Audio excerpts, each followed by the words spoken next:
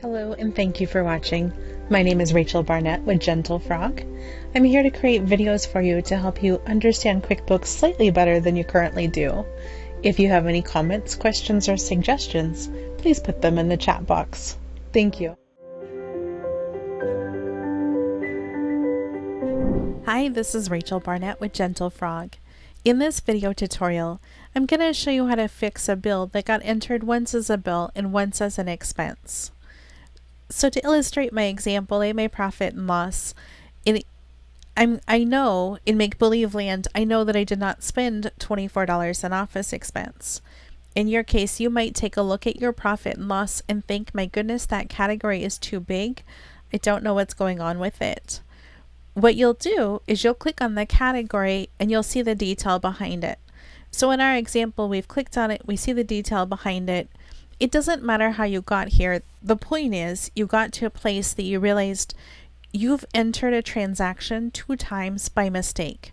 One time as an expense and one time as a bill. And so what I want to do is show you how to fix that. If you enter a bill, you should mark a bill payment. You should not go back and enter an expense. Let's imagine that you've entered both the bill and the expense. You've reconciled your bank account, so you definitely do not want to delete your expense. To fix this, you'll just click on the expense. In the upper right-hand corner, you'll click on Add, and it will replace your office expense of $12 with the bill payment. From here, all you need to do is click Save and Close. I'm going to click Cancel because I want to show it to you in a different way.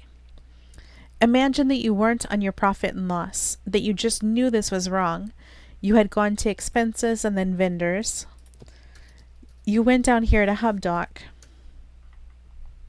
and you saw that it showed up 2 times, and on the left you saw 1 bill and 1 expense. All you need to do is click on the expense, click on Add, and then click on Save and Close. This will replace your expense with a bill payment.